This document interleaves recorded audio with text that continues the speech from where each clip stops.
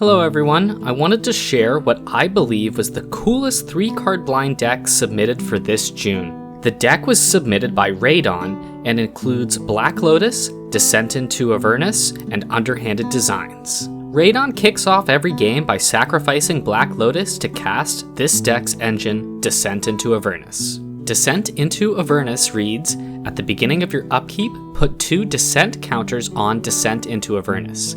Then, each player creates X treasure tokens, and Descent into Avernus deals X damage to each player, where X is the number of Descent counters on Descent into Avernus. This means on Radon's second turn of the game, Radon will have 2 treasures that can be used to cast Underhanded Designs. Underhanded Designs reads, whenever an artifact enters the battlefield under your control, you may pay 1 generic mana. If you do, each opponent loses 1 life, and you gain 1 life. The second half of the card reads, pay 1 generic and 1 black mana, and sacrifice Underhanded Designs to destroy target creature. Activate only if you control 2 or more artifacts. Because treasures are artifacts, Descent into Avernus synergizes incredibly well with Underhanded Designs. So if all goes according to plan, on Radon's third turn, Descent into Avernus does 4 damage to each player, then creates 4 treasures. Those 4 treasures can be sacrificed to Underhanded Designs' first effect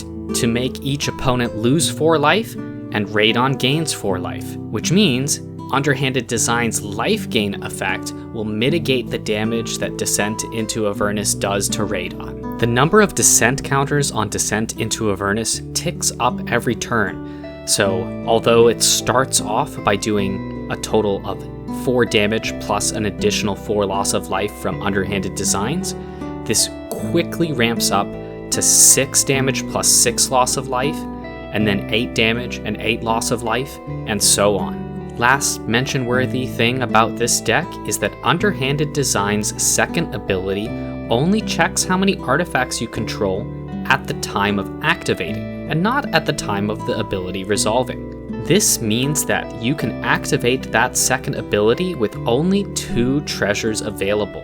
The 2 treasures will both pay for the mana and also count for those 2 artifacts that the ability requires. In a pinch, the ability to destroy a high-threat creature could flip the game in Radon's favor. That wraps it up for Radon's deck. I hope you found it interesting. And to give you a brief update, I am basically done calculating the match outcomes for June, so those will be up on the website very soon. I'm looking forward to hearing what you all think of the results. Until then, take it easy, and thanks for watching.